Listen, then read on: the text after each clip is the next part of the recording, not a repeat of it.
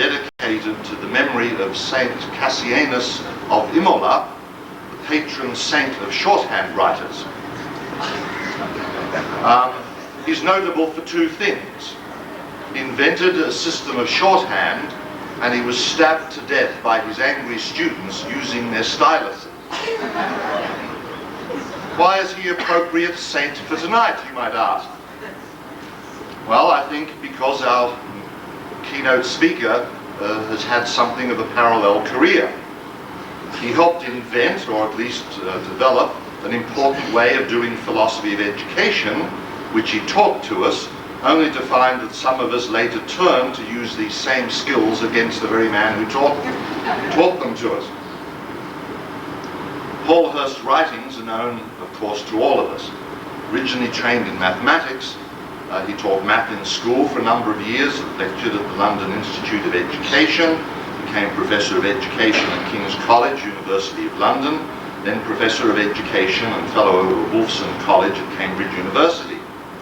Like many of Britain's senior academics, he put in a great deal of service on a vast array of committees, both governmental, semi-governmental and university, both policy committees, finance committees and so on, has had a vast experience in the policy ranges dealing with various levels of education. And he's lectured in all parts of the world and to all types of audiences save one. He's never addressed a PES conference, a defect which is about to be remedied. I give you Paul Hirst.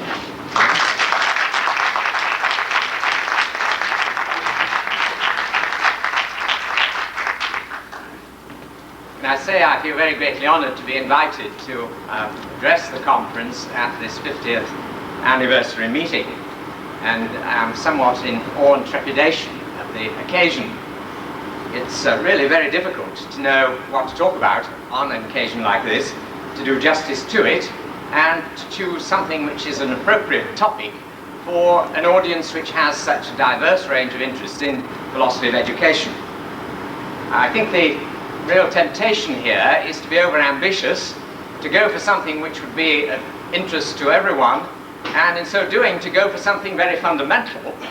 And of course that's only to pitch into by far the most difficult philosophical questions, and thereby to vastly overreach oneself and end up by contributing nothing, indeed only confusing oneself and the audience. I'm afraid I have succumbed to this temptation to some extent, and I can only hope that there will be some pointers in what I say which will be of interest and illumination, even if the whole thing ends up in total confusion. But still, we'll see. The issues I'm going to address have been touched on repeatedly in many of the sessions of the meeting which I've been to, and I think you'll be able to pick up the nuances at various points as to what I would say on issues to do with rationality, issues to do with the nature of philosophy and education and the like. There will be various things which I will throw off, not particularly defend, roundly assert and pass on. Maybe some of these you will want to take up in the discussion. What I shall in fact be doing is in part returning to where I started. In fact, the very first paper I published, the now notorious Liberal Education and the Nature of Knowledge, and I shall in fact be doing what I wondered whether to call the paper recantation. It is, however, not in any total sense a recantation of what I argued for there, but there are nevertheless certain significant doctrines in that paper which I hereby forswear, and I will produce some reasons as to why I have changed my view. I might also have used a title which perhaps would have been a little more helpful than the one that is on the paper: Educational Aims, Knowledge, Persons and Practices. Because to put it crudely, I want to argue that there's been a shift in much philosophy of education from seeing education as primarily concerned with knowledge to seeing it as primarily concerned with persons, and that it's now time for us to move on from that to seeing it as primarily concerned with practices, with social practices. After the excitement and the achievements of philosophy of education during the analytical movement in the 60s and the 70s, after that had died down, I never thought it at all likely that the start of the 90s would again bring a period of reinterpretation and reinvigoration to the whole question of the concept of education, and that we should in fact be moving into a period which I think is immensely hopeful. But that does indeed seem to me to be the case, and it's with the major features of the reinterpretation and the rearticulation of the concept of education that I shall be concerned in this paper. I have never for one moment accepted the view that philosophy simply consisted of alternative rival schools of thought, from which one must in the end choose rather blindly. Rather, I see succeeding periods in the development of the subject when certain major problems, ideas, or forms of argument emerge, which cumulatively illuminate, if in complex and unpredictable ways, the most profound areas of experience, thought, and action. That being so, I here want to sketch what I consider to be the central shifts in our understanding of the concept of education from those that dominated the concerns of the 60s to those which have led us to the threshold of what I now consider to be a new era of great promise.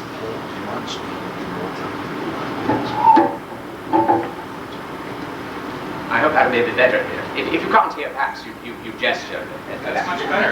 It's very much better. That's better.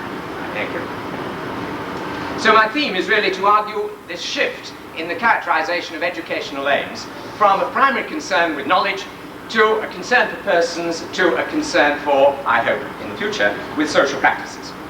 But let me stress straight away that in putting what I want to argue that way, I'm not for a moment wanting to suggest that when the primary concern was with the characterization of education in terms of knowledge, that the other concerns, the concern for persons or of social practices, was altogether absent. That would be totally naive, and I wouldn't dream of arguing anything so absurd.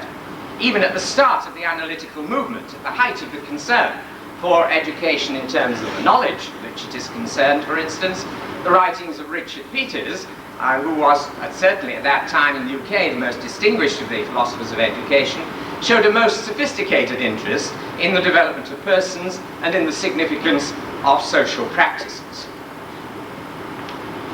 That in the 60s, the supreme priority within educational aims was given to the acquisition of knowledge and understanding, I think there can be no doubt. And it is clear too that behind that priority were a number of powerful philosophical doctrines that gave the position very weighty support. First, there was indeed a strong view of what it is to be a person. The great diversity of human capacities was for convenience frequently, if implicitly, characterized into three domains. The cognitive were seen as those capacities concerned with, for example, perception, concept formation, judgments of truth and validity, choice, reason, memory, and imagination. The affective were those concerned, for example, with experiences of sensation, emotion, liking, and desiring. The conative were those concerned with, for example, action, disposition, and will. But if analytically distinguishable in this way, there was no doubt that the affective and conative capacities were of their nature necessarily structured by and limited in their intelligible operation by the concepts, beliefs, and knowledge achieved by the cognitive capacities. The substantive constitution of a person, therefore, was seen as necessarily grounded in a cognitive repertoire, and its non-cognitive dimensions being ordered or disordered according to that repertoire. In keeping with this emphasis was the view that the central function of cognitive capacities is the function of conceptual schemes in which judgments of truth can be made, and that thence can be achieved bodies of of justifiable or rational beliefs, rational actions, and indeed rational emotions. Grounded in knowledge and understanding, human beings can thus aspire to live in conformity with what is the case, what is objectively and naturally given in human nature and in the environment in which human beings find themselves. Such a form of life was further seen not merely as a logical possibility, but as a practical ideal, the good life, to which all should aspire, difficult though it might be to attain for many contingent reasons. The justification for that notion of the good life was taken to lie first in certain forms of transcendental argument, which held that there can be no more ultimately justifiable pursuits than the intrinsically worthwhile pursuits of reason in all its forms, and secondly, in the successful ordering of all other human concerns in terms made possible by the achievements of reason into a coherent and consistent whole.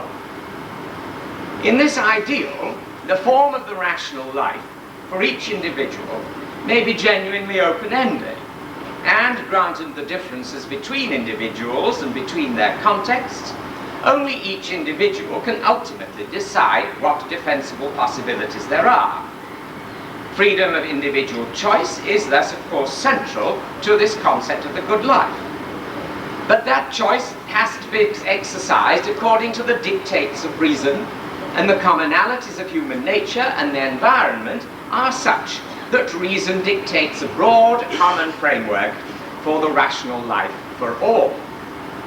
At least certain general fundamental social principles, in particular those of liberal democracy, can then be strongly defended as universally valid if reason is to prevail in both communal and personal living. A further tenet, consistent with these doctrines, concerned the practical conduct of the good or rational life. This was construed as determined by first rationally formulating and justifying the ends to be achieved in activities and practices using all the knowledge and understanding available. The most justifiable means to those ends could then be decided, and those means implemented by the exercise of will, using all appropriate skills and aided by habit and disposition. Finally, I should like to draw out the significance in this view of social relations. In the first place, the development of reason is seen as a fundamentally social construction. It is only through shared conceptual schemes that objective judgments are possible, and it is in the creation of public languages alone that knowledge and understanding can be achieved and secured as a progressively developing public deposit. Language is thus a necessary key to the development of reason and rational living. In this sense, but in this sense alone, rational persons are socially constructed. In the second place, society is itself seen as simply as a collection of freely associating individuals. By organizing themselves in families, groups, communities, individuals can the more readily survive and secure many of their goals. And through language, their social arrangements can themselves be rationally constructed. In the good life, then, they are linked together primarily in their individual pursuit of life according to rational principles. It is the goodwill of each individual member that holds communities and groups together.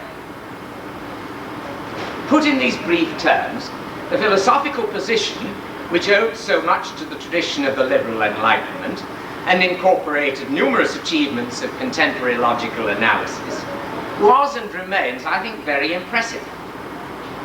From an educational point of view, its concern for a particular view of the rational autonomous life provided a clear, coherent framework for the formation of educational aims. Planning for educational practice was conceived as a matter for the rational determination of the ends to be pursued, the subsequent determination of the best means possible, and finally the implementation of the conclusions reached. The aims were first and foremost those of developing knowledge and understanding, and the further pursuit of those as being intrinsically worthwhile and vital to the ordering of the developments in all aspects of personal and social living. To this end, the forms of knowledge and understanding that have been achieved were logically mapped, and the diversity of the cognitive objectives involved were explored for their logical interrelations. A stipulative notion of liberal education, defined in terms of initiation into the forms of knowledge as characterized by their distinctive internal logical features, was set out as the core of a wider education. That wider education, however, was clearly seen as secondary. It contained useful knowledge and skills appropriate for practical life, according to context. But in addition, there was to be personal and social education, to promote the developments of character necessary to the conduct of rational living, both individually and in social contexts.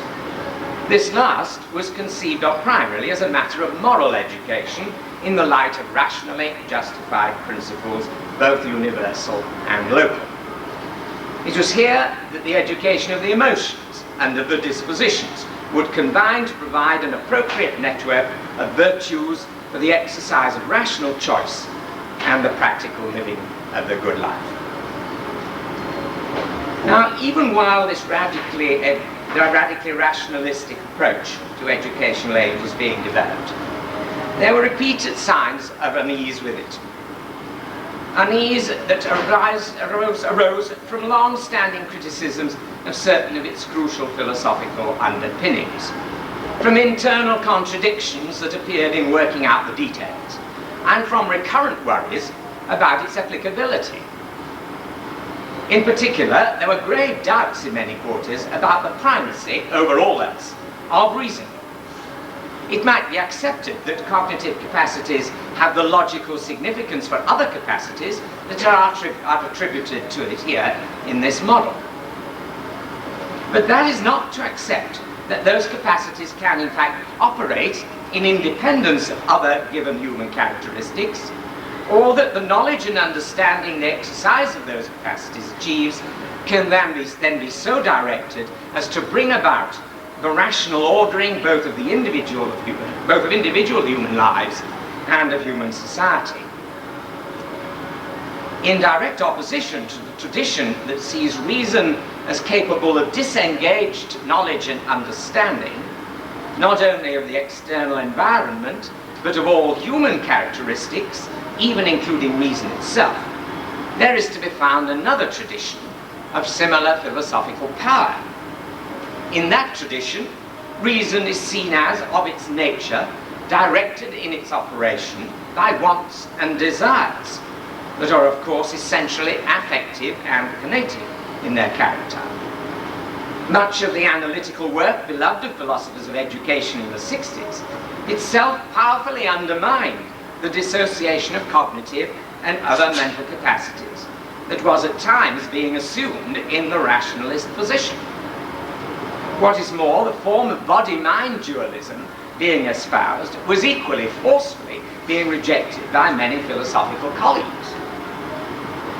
It is not surprising then that alongside this rationalist approach that I have outlined, an alternative account of educational aims developed based on more utilitarian presuppositions. In this, the capacities of reason were seen as necessarily exercised in the service of substantive, naturally given wants and desires, whose satisfaction in certain cases necessary for human society, and in all cases fundamental to human well-being. From this point of view, the conceptual schemes by which we make sense of our environment, of ourselves and our actions, are primarily concerned with the achievement of satisfactions we seek in response to natural functions and in the exercise of naturally given capacities. The exercise of reason and the knowledge and understanding it makes possible are primarily practical in their significance. They're concerned with the taking of means to ends which are in the last analysis naturally given. And in taking those means, reason helps us to order our wants, achieve maximum satisfaction, provide priorities when wants conflict. Not that wants must be taken merely as simple givens, of course, for in relation to our environment and in the exercise of our wide-ranging capacities, the forms of satisfaction that we can devise are richly varied. Our wants thus become differentiated into specific yet interrelated complex patterns according to the diverse satisfactions we discern and construct. In this picture, reason, knowledge, and understanding are not at all seen as themselves capable of determining, from a detached point of view, the ends that constitute the good life for individuals or society. They have the instrumental functions of helping us to discern, develop, and order coherently those basically given elements of wants and satisfactions from which the good life is to be composed. Nor does such a view see the dynamic of the good life as the exercise of the will enthralled in the service of reason. The dynamic is quite elsewhere. It is in the power over us of wants and satisfactions. To these, reason and all other capacities need to be properly harnessed. The basic wants of individuals have important common characteristics, as indeed do their capacities. But manifestly, wants vary in specific detail, and their differentiation in terms of richly alternative satisfactions means that what constitutes the good life for an individual can in detail be determined only by that particular person. At the heart of the good life for each individual, there must therefore lie personal choice, but choice which is informed by knowledge and understanding. Self-direction, self-knowledge, and a knowledge of possible satisfactions are thus necessary keys to the good life. In that almost all wants and satisfactions are significantly social in their character and purport, the good life necessitates in addition a public ordering of the activities and practices to which they lead. For the individual, then, a way of life needs to be developed, coherently ordered in private and public terms for the overall satisfaction of our wants. Granted the ultimate location of what is considered good within each individual and the importance of self-direction, the most desirable form of social life to which this view leads is understandably once more that of a liberal democracy. But now its social principles are strictly utilitarian in the service of individual wants rather than principles independently derived from the nature of reason itself and a general knowledge of human beings and their environment. Resting on experience and empirical evidence in relation to the satisfaction of wants, the principles can serve directly to promote a framework within which individual good lives can be built. In all this, society is seen once more as a collection of atomic individuals, associating together for their personal satisfactions. And the individualism is now particularly strong, in that all judgments of what is good and the motivation to attain that rest ultimately in personal subjective states. Language continues to be seen as a social construction necessary for the rational development of each person and of society. But in no other sense are social relations anything other than contingent arrangements that promote personal satisfactions. In keeping with these philosophical doctrines, education remains a practice to be rationalistically planned. It aims once more being externally posited prior to the devising of the best means to achieve them. But now educational aims, being concerned with achieving the good life of the individual, are directed primarily to the development of the person with particular personal qualities. For each individual, the specific goals of the good life are to be personally generated by rational choice in relation to wants, granted the constraints of their context. Education itself cannot lay down those individual substantive goals of life. It can properly aim only at creating the kind of person who can carry out that task and provide the necessary tools in a way that is not substantively determining of the individual beyond providing for rational choice.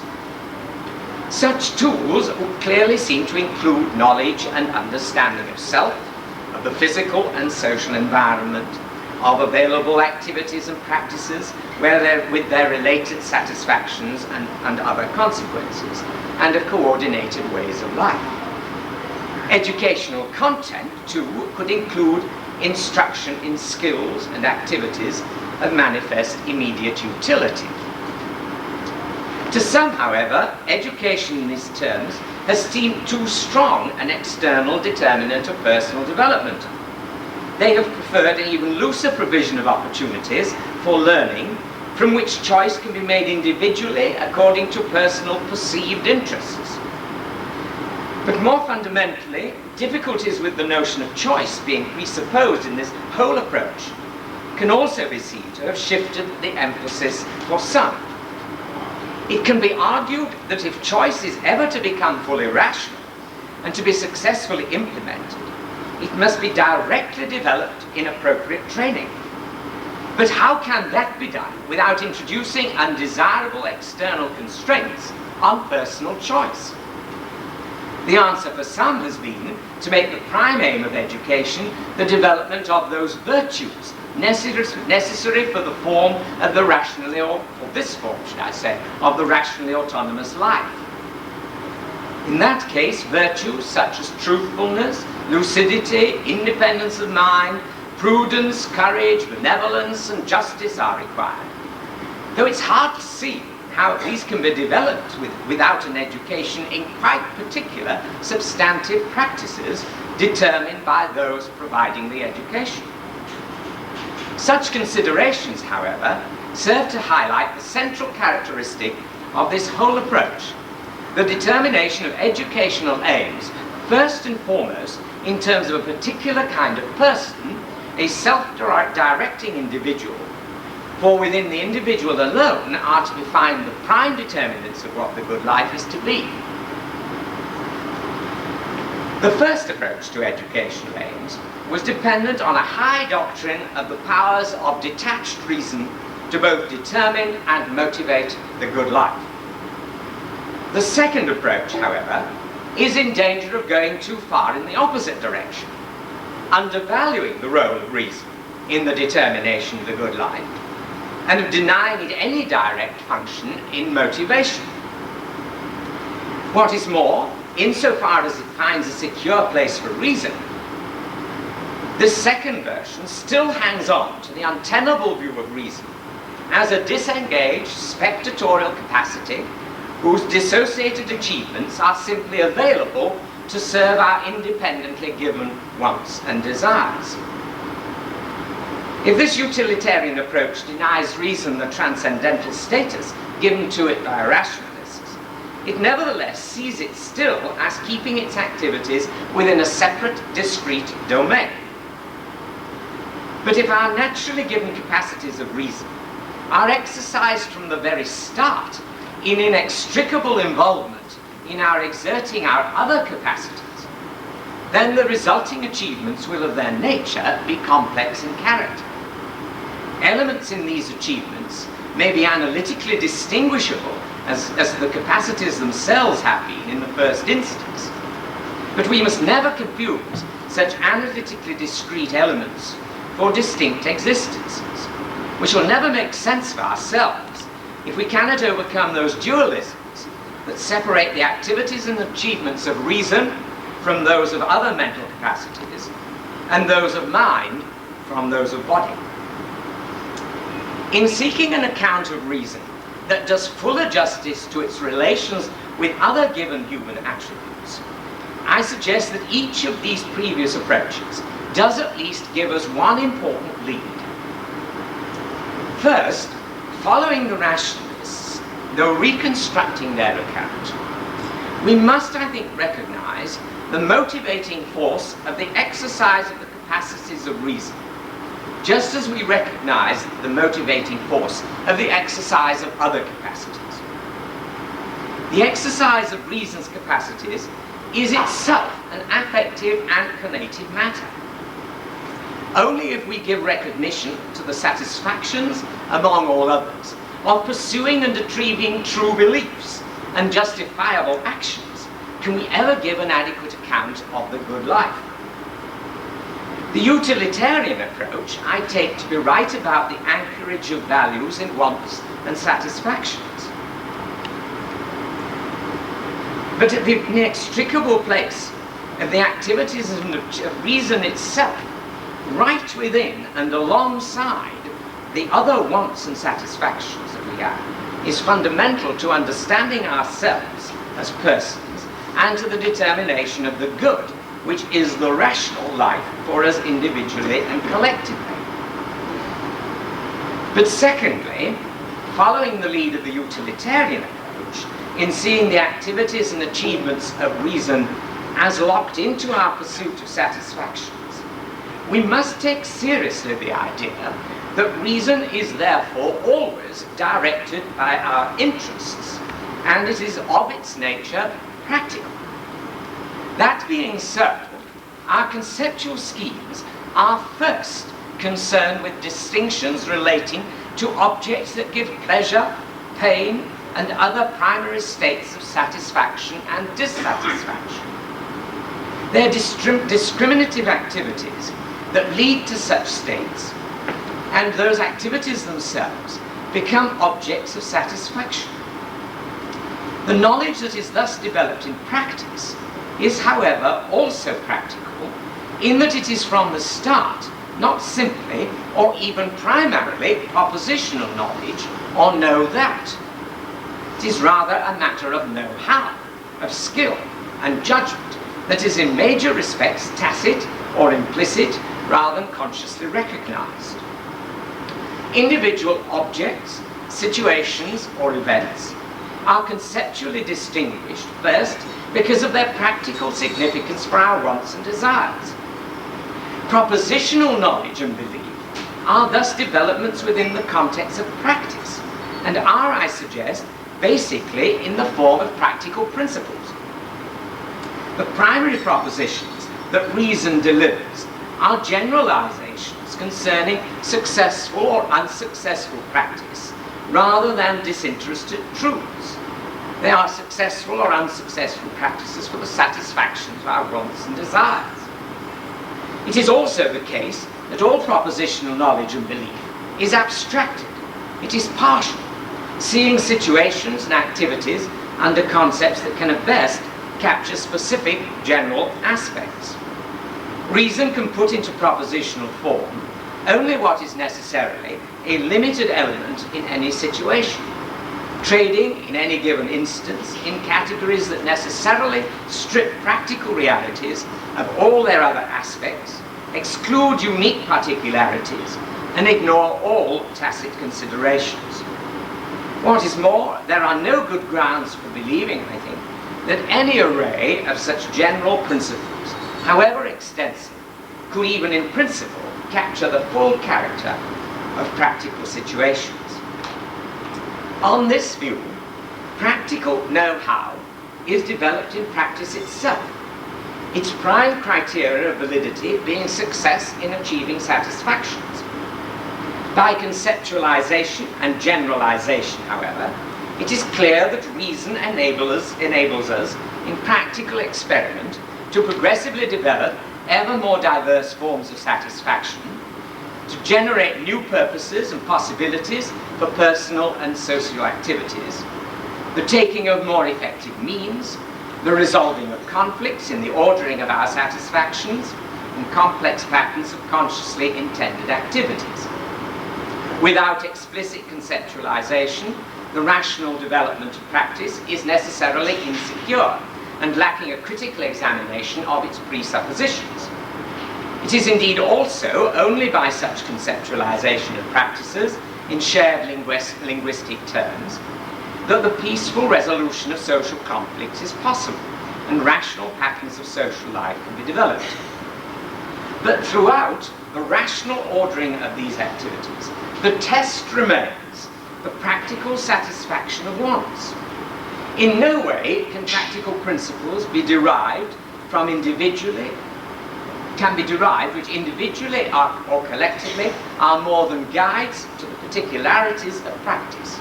of themselves, they're capable of guaranteeing success. Sorry, they are incapable of guaranteeing success in individual circumstances.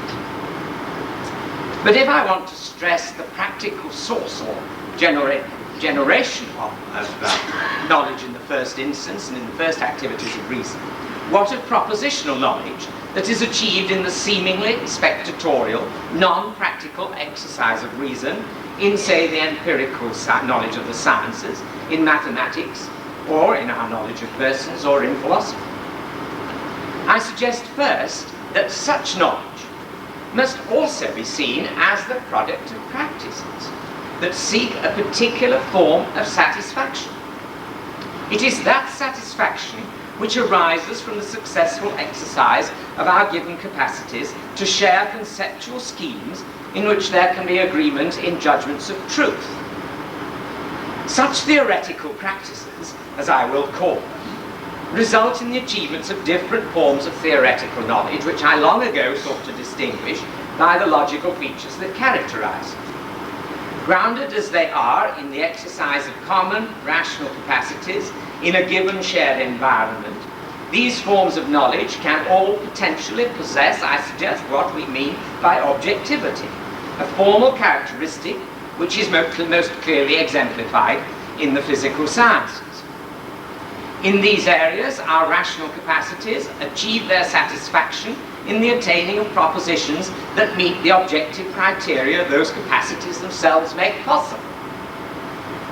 But a correct grasp of the status and significance of such forms of theoretical knowledge in relation to other human practices, the satisfaction of other wants, and the exercise and achievements of other capacities is of vital importance. I suggest that the propositional knowledge achieved in particular theoretical practices is doubly abstracted from the know-how of all other practices. Theoretical knowledge in the sciences, for example, consists of propositions formulated in concepts that are not themselves properly the concepts of any practical activity or its practical principles as formulated in, say, engineering or technology. Abstracting from practice into general practical principles is one thing, and one of the activities of reason. Devising conceptual schemes that abstract further into practices concerned solely with judgments of propositional truth is to enter a very particular concern, using concepts which most practical knowledge only implicitly employs. Theoretical knowledge is therefore capable of only indirectly contributing to the development of rational practice in shifting the presuppositions of practical know-how and practical know-that. A great mistake of the rationalist approach outlined was that it saw theoretical knowledge as the only form of knowledge that is properly significant in determining both the ends and the means of rational practice and thus of the good life.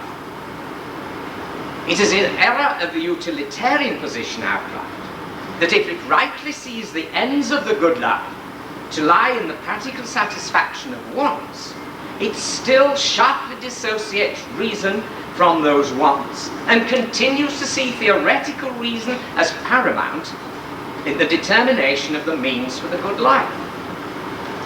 If practical reason is given its proper place in determining the ends and the means of the good life, with the achievements of theoretical reason seen as in general ancillary, the notion of rational choice that the conduct of the good life requires can no longer be seen as, in fact, that of detached, neutral judgment of either ends or means. Rational choice can only be in the development of the more adequate, coherent satisfaction of important wants over all. It is merely a modification of present practices, which, even if aided by practical and implicit theoretical considerations, must necessarily be assessed in practice itself. There can be no detached, clean slate from which all possibilities can be assessed. The first things we develop as persons is the structuring of our natural wants into specific forms and patterns in practical know-how and in practical know-that. In the development of rational practice, there is no escaping at any stage, given once their present structure and the practical knowledge of available satisfactions that goes with these. To pretend otherwise is simply to be deceived by at least part of the rationalist myth. If both the rationalist and utilitarian positions are mistaken about the nature and role of reason, they are both also mistaken, as has already been indicated, in the radical individualism with which they are infected. It is, of course, contingently the case that the satisfaction of certain natural human wants, at least in the early stages of life, depends on social relations. It is also the case that certain natural wants are for social relations of certain kinds, even if the satisfaction of these particular wants may not be imperative. But personal activities or practices in association with others make possible, even if only in imitation, the development and organization of satisfaction, which as individuals we could never hope to discover or construct. What is more, the benefits of such development passed on in a tradition can become cumulative. Add to this the development made possible by the social creation through language of practical and theoretical reason, and the personal significance of social relations becomes overwhelming. In a fundamental sense, persons as we know them are necessarily social constructions, and society itself is thus not a contingent arrangement of individual persons. It is a network of socially constructed individuals who within that network have the capacities for choice, for the formation of their own patterns of life and the modification of their social networks. In these terms, the good life, as the rational life, is conceivable only as a life personally and progressively built from the possibilities that are available within the traditions and social groupings that we do and can inhabit. But these possibilities can themselves give us opportunity to contribute individually to the development of new and more rational personal and social activities and relationships. In certain contexts, doing that is no doubt part of what a rational life would require. It is, however, important to recognize one cannot escape the inevitable personal and social implications of existing relations and traditions. We have in human societies needed specific social practices that are rational in varying ways and to varying degrees. Within these, individual lives, rational lives, are possible, again in varying ways and to varying degrees. The good life individually is thus in a very real sense engaging in the socially constructed rational practice of engaging in specific rational practices for the satisfaction of wants. Let me say that again. The good life individually is thus in a very real sense engaging in the socially constructed rational practice of engaging in specific rational practices for the satisfaction of wants. And such a pursuit necessarily includes the promotion of rational practices as social institutions. Now, from this point of view, we must first recognize that education can no longer be rationalistically planned. As a social practice, it can only be rationally developed in practice itself, and that in relation to other social practices with which it is so tightly interlocked. From what I have argued, all that philosophy can do as a theoretical form of knowledge, alongside the other theoretical pursuits of, say, psychology and sociology, is necessarily going to be indirect. Educational practices must be developed in their rational form within practice itself. But by considering the presuppositions behind educational practice examining its nature and purpose, as I have been seeking to do in this paper, philosophy can at least propose ways of reconceiving the enterprise that might enable it the better to satisfy our aspirations. But granted that, if we stick with the notion that education is concerned with developing the good life, then it follows from what I have said that we are mistaken if we conceive that purpose as primarily the acquisition of knowledge or of the formation of a particular kind of person. What is required rather is the development by individuals of an overall rational practice of specific rational practices. That is what, in fact, education into the good life will be. There is, however, no way in which this can be either begun or continued in education, except by pursuing the satisfaction of given wants and the exercise of given developing capacities in substantive, specific practices available in existing social groups. The content of educational aims, therefore, must be conceived as primarily initiation into certain substantive social practices. Such practices, as I have used that term, are centrally patterns of activity engaged in individually or collectively, which have been socially developed or constructed.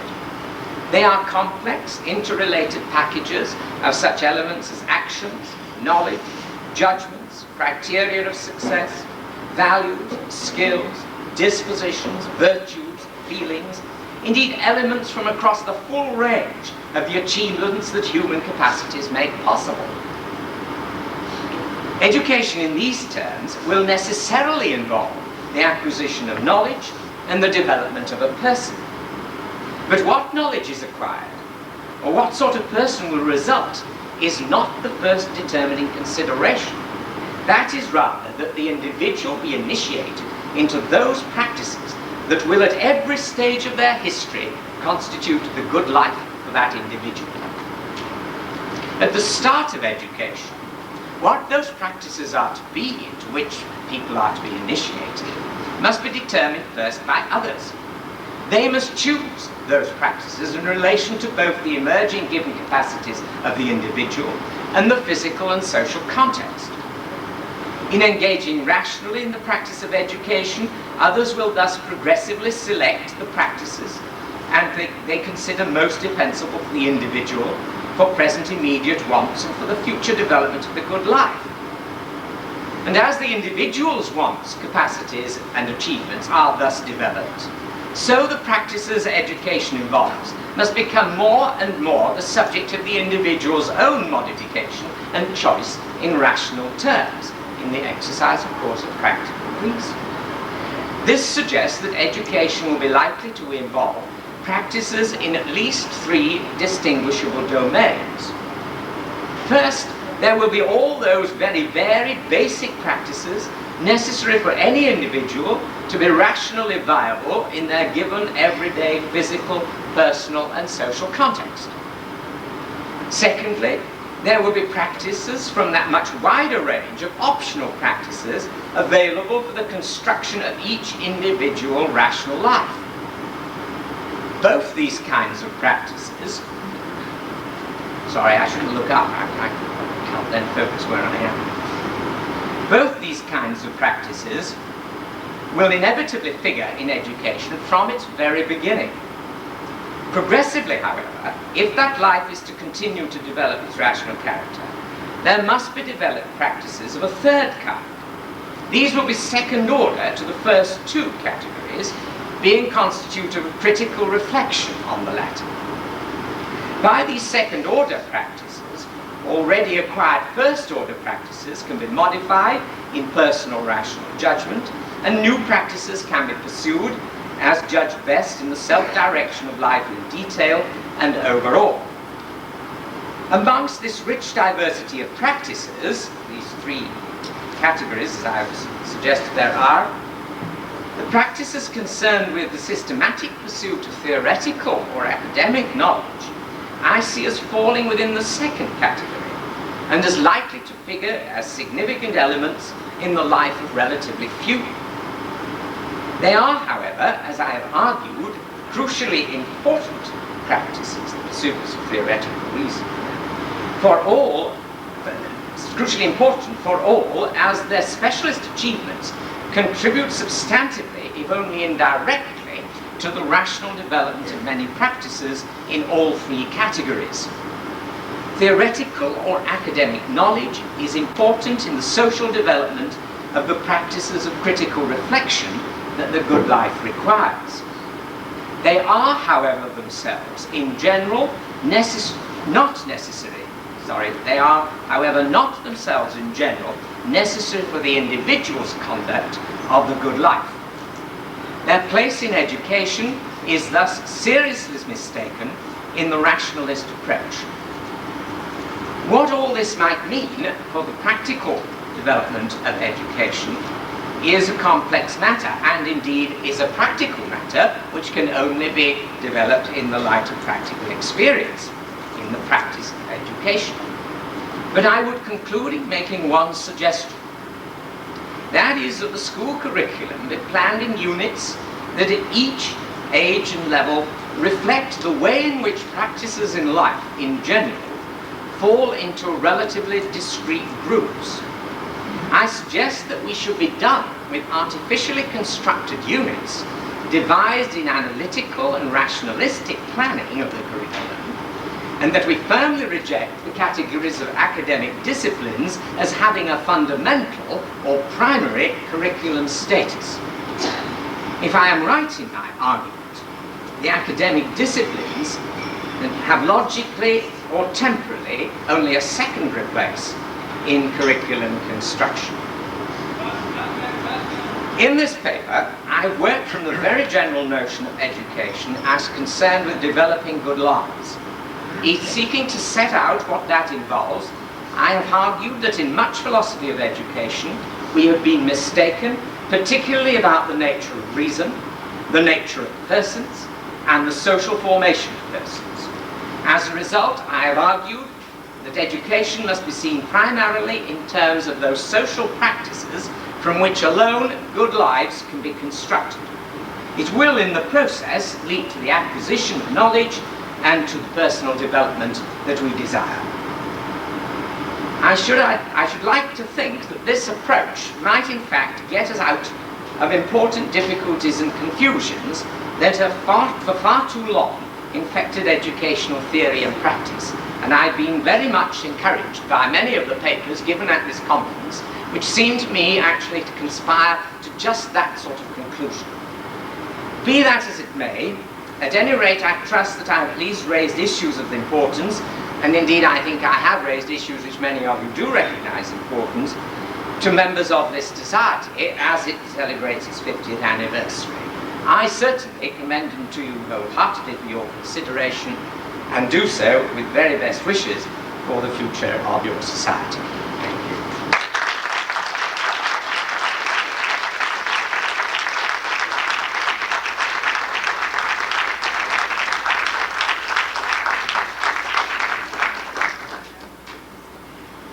Our respondent this evening is Professor Kingsley Price, an emeritus member of the philosophy department at Johns Hopkins University. I'm sure many of you know that Kingsley was president of PES from 1973 to 1974. Among many other things, Kingsley edited an influential early book of essays on the philosophy of education. Of course, he's made major contributions in a number of areas, including aesthetics. So I give to you Kingsley Price.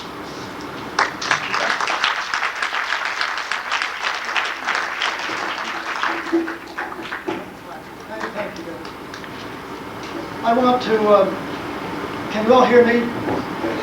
I want to express to the members of the society my sincere and not merely formal regret at not having been able to be at the other meetings. That regret, however, is not, that regret is sincere, but it is not diminished by the pleasure I feel of being here now, nor by the honor of being asked to respond to Professor Hirst's interesting and wide-ranging paper, which I shall do by making 4 groups of remarks. In the first, I shall remind you of some perhaps questionable commonplaces. The first of which is that education is the transmission of culture from an earlier, generally speaking, to crudely, from an earlier to a later generation. A culture is a body of beliefs about and attitudes toward and skills for dealing with the world. The beliefs in it assert that certain conditions of things prevail there. The attitudes channel the feelings of human beings toward and against those conditions. The skills involved are ways of dealing with the conditions toward which human beings have feelings. Thus, the transmission of a culture is inevitably the transmission of the values that a culture embodies. Since the values that a culture embodies are the conditions of things that the people in it feel favorably toward or feel against. Now, one might deny that education is this process, and one might very well find another word to refer to it by. But what I want to notice especially is that the process in question is one that must occur so long as the race survives. The human infant is not in a condition to support itself to the age of reproducing the race unless it gets its beliefs and attitudes and skills for dealing with the conditions that the world seems to offer from the elder generation. So I'm going to refer to that as education, knowing, of course, that there are many other conceptions that have been put forward that seem, at any rate, to be incompatible with it. Now, the second group of remarks that I want, well, no, I won't go to those yet. Let me notice that while this is what education is, the transmission of culture, it is by no means what a good education is.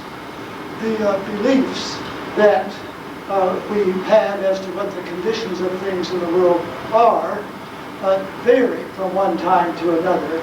Our attitudes toward them vary, and the way in which we value them, therefore, vary.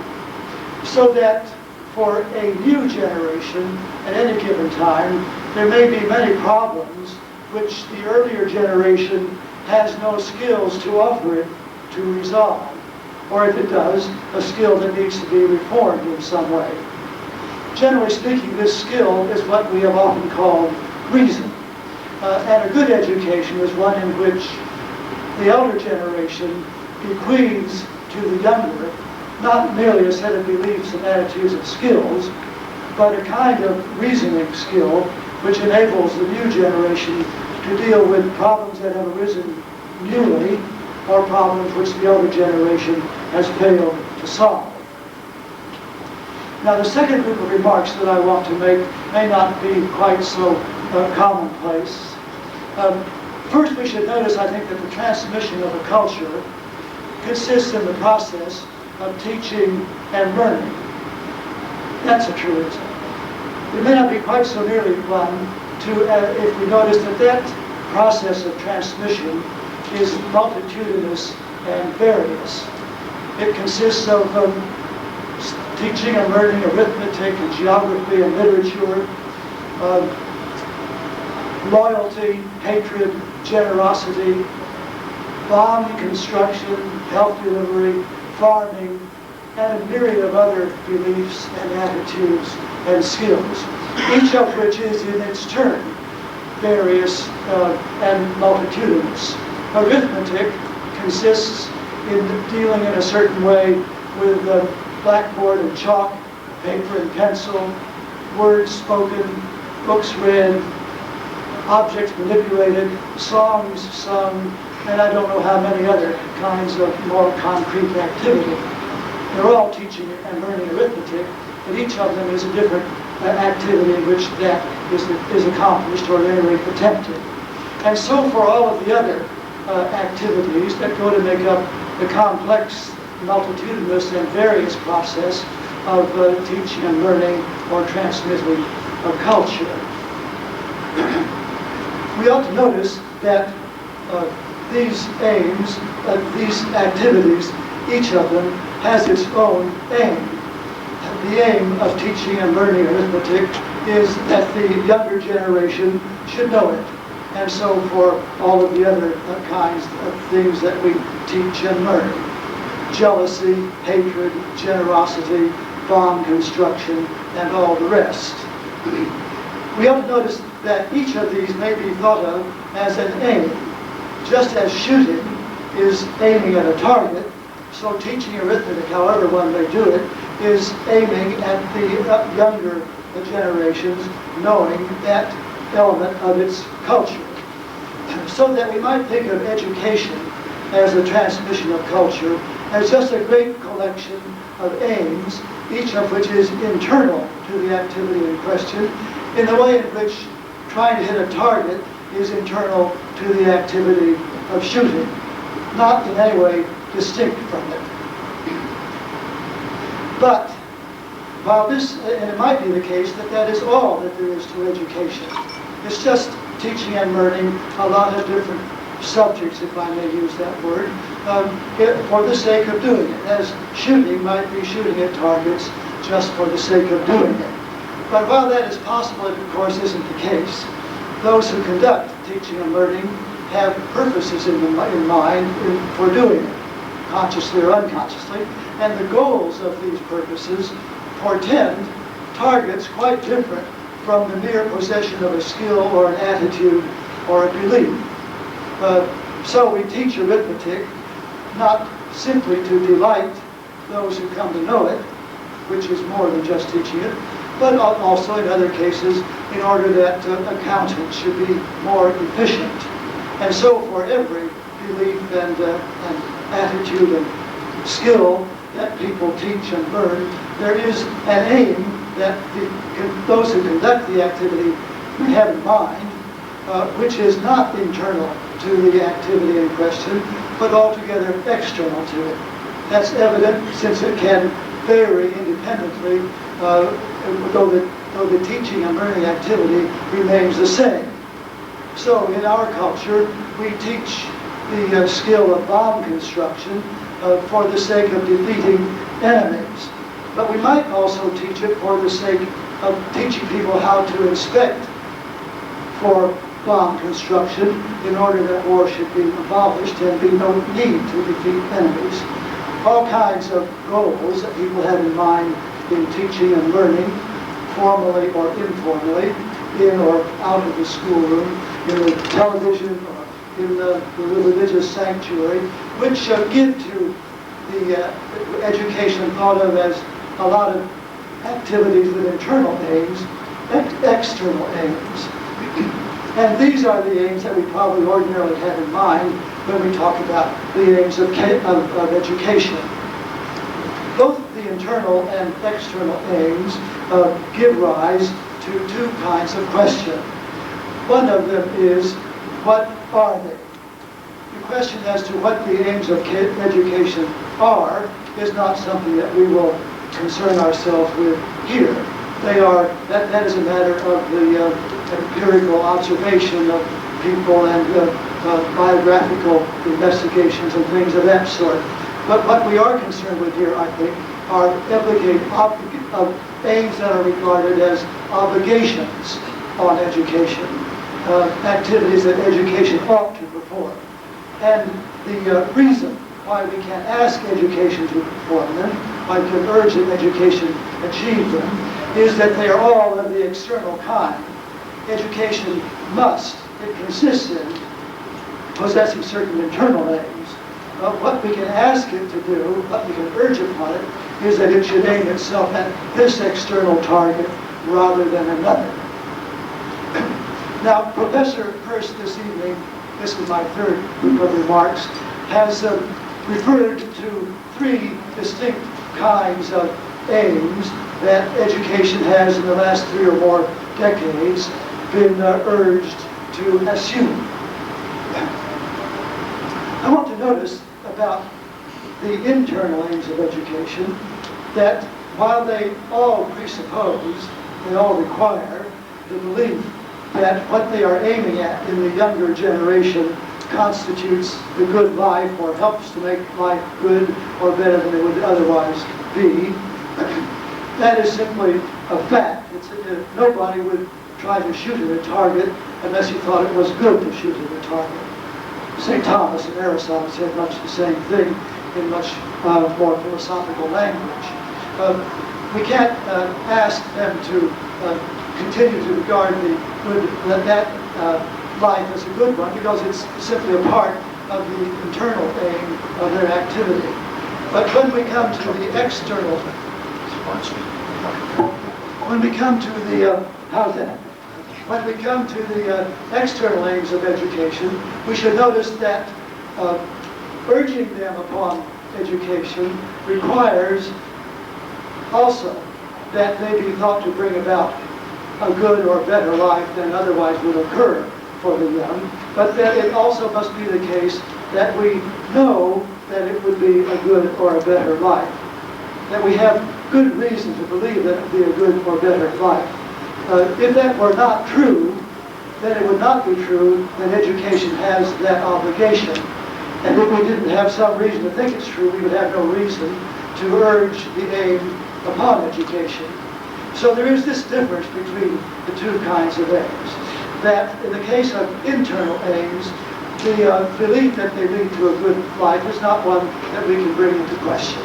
But where the external aims of education are concerned, the requirement that they constitute a good or better life for those who get the education successfully, we must not only engage in, but it must be true, and we must believe it to be true. Now, the first kind of aim on education, assigned to education, that Professor Hirst discusses, is the one which I suppose I grew up in.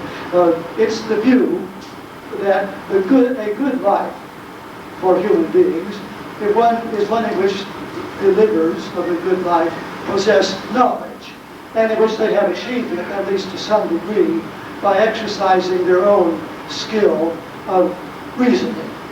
They have reasoned out a lot of truths about the conditions that the world is in, and among others, the truth about what makes those conditions good for human beings.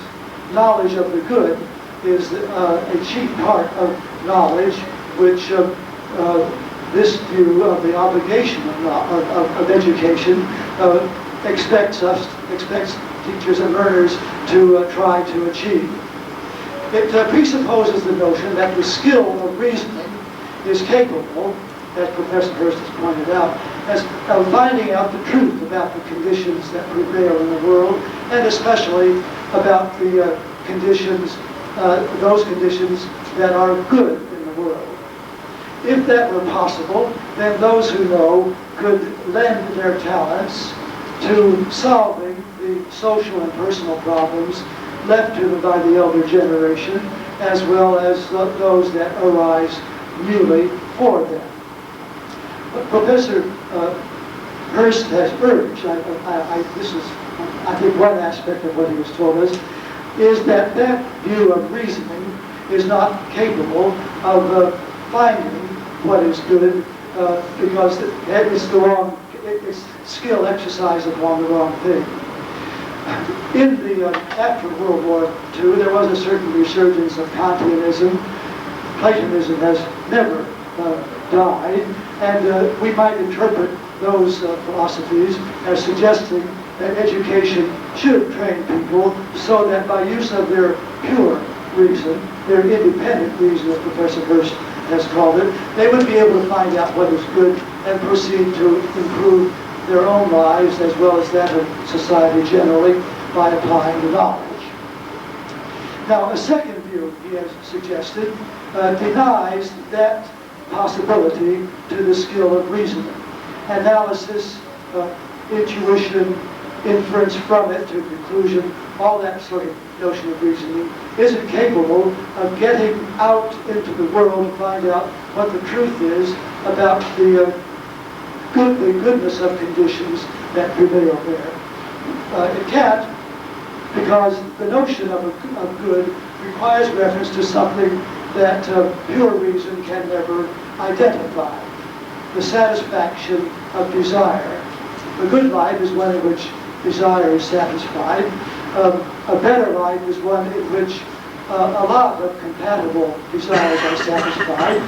That requires that the will of the person in question be properly trained so that it can exclude the effort to satisfy incompatible desires and work only for the maximum number of realizations. Something of that kind is the way in which I would interpret this notion. Now, those who are skilled in reasoning might do that. They might know enough about the world to know where they themselves, as well as other persons, would be able to satisfy the desires, how to organize desires so that they would be maximally satisfied, and how to will, or at any rate, the will might be developed so that a coherent pattern of desires would be realized. An autonomous person would be one who led a good life, and the wholly successful autonomous person would be one who led the best life for him. And such persons would clearly be able to solve all the problems. They don't in fact do it, they'd be able to solve all the problems left over to them from the elder generation and whatever new ones might have come along. Now, that view of reasoning presupposed by this second obligation on education to produce people who can reason in that way, not requiring them to get out into the realm of things in themselves where they can find out what is really good, also comes to be questioned. And as I interpret the third kind of obligation, the third kind of external aim that has been urged upon education, it is something of this sort. Pure reason, independent reason, and empirical reason is something which people might engage in together. Indeed, in all the great laboratories and philosophical colloquies, they do. But they both reason thought of in both ways presupposes the notion that the language with which, by means of which, the skill is exercised, can get outside itself to reveal to us what the world is like. If not the world of real, external, completely outside of human experience, the common kind, then at least world that is outside the language in question, in which our desires and their maximal satisfaction is outside any kind of ethical conclusions we might arrive at describing them. Both empirical reason and pure reason presuppose that by rational procedures we can find out what is good. The first one is wrong, and the second view seems to me also rejects that notion. There is the skill of reasoning.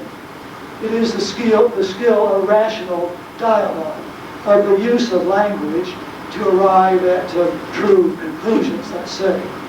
But everyone knows, or at any rate, many people have inferred or gone along with the view that Wittgenstein expressed, which is one of the views that he suggested, I should say, which is that reason consists of a certain use of language to arrive at true conclusions, let us say, but it is just a form of life, or at any rate, since it couldn't be anything more than that, it is a form of life, well established and altogether enjoyable and delightful and useful. It's rational dialogue which conforms to all the rules of reason. The conclusions that it reaches have the merit of being propositions which we can agree upon. They do not have the merit of revealing what prevails, what conditions of things prevail outside of language. Rather, they are propositions which we agree upon, and truth is a matter of agreed opinion, as Hirst long ago, or very long ago, suggested, and as this view also seems to involve. Reason is a social practice, and it is perfectly able to solve problems that arise with respect to other social practices, like the social practice of health delivery, or the social practice of doing arithmetic, or the social practice of physics. You just shouldn't suppose that it gives us anything more than propositions that we all agree upon when we succeed, because they are what the rules of rational dialogue require. Reasoning is like, to use that utterly hackneyed example now, it's like a game. A game has its entire being within itself. Whether you win or lose at chess has nothing to do with the wars that are going on or the storms that are occurring, and nothing to do with the consequences of your having won. It may bring you fame and fortune, but the fact that it does is utterly external to chess. And as chess is wholly self-contained, so also is the rational practice, the social practice of conversation, to use another word that has been put in here.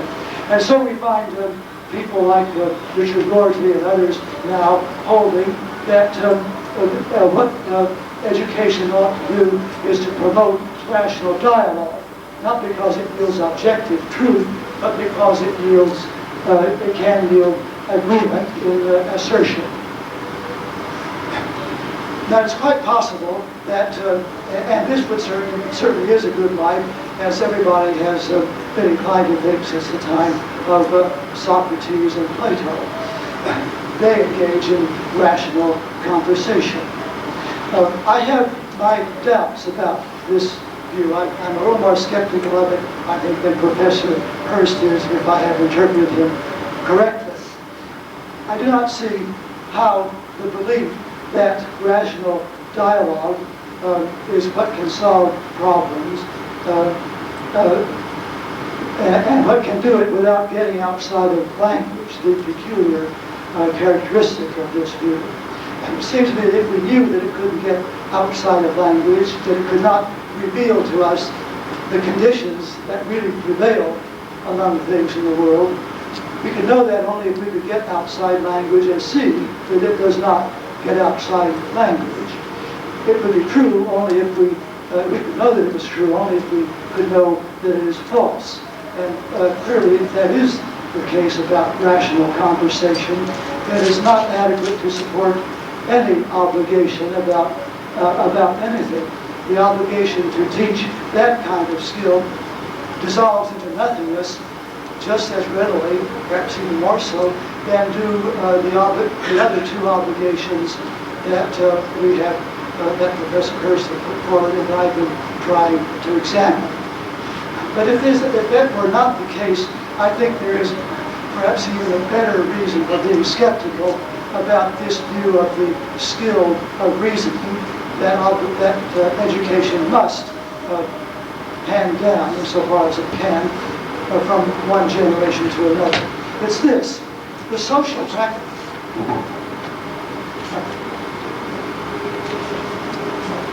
Is that better?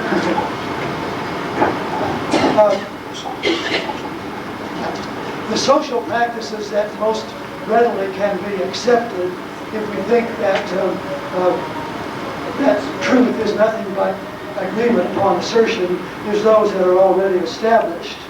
So that I'm afraid that this view of the skill of reasoning would lead, in fact, to the support of the status quo, to an extreme kind of conservatism. And so we find Professor Rorty holding recently that teachers, especially at least on the elementary levels of education, have no business at all in trying to foster a critical attitude among their students. Their business is simply to tell to their children the tale of the national biography. They should narrate the national biography and place their charges in the very center of its main stream. But this is my last remark. It seems to me, and this had nothing to do with Professor Hirst's paper at all, if the others did, it seems to me that the aims of education. Well, I see you all suspect that you don't too. I do really think that we've talked a great deal about the external obligations that education ought to assume. I think there's another very important and related question, and that's this. Why should education assume any external obligation that we charge upon it?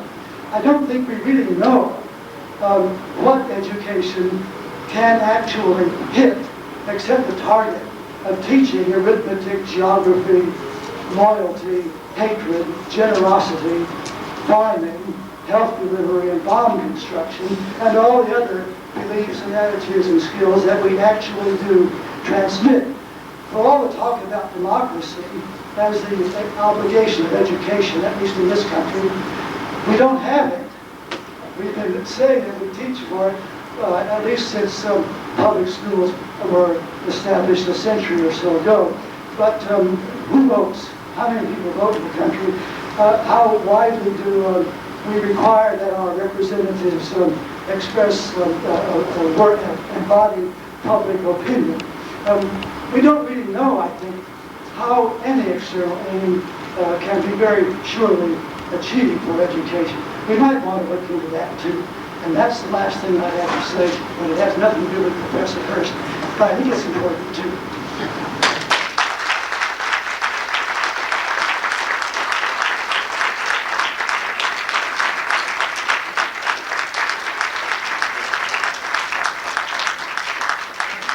We have time for a couple of questions.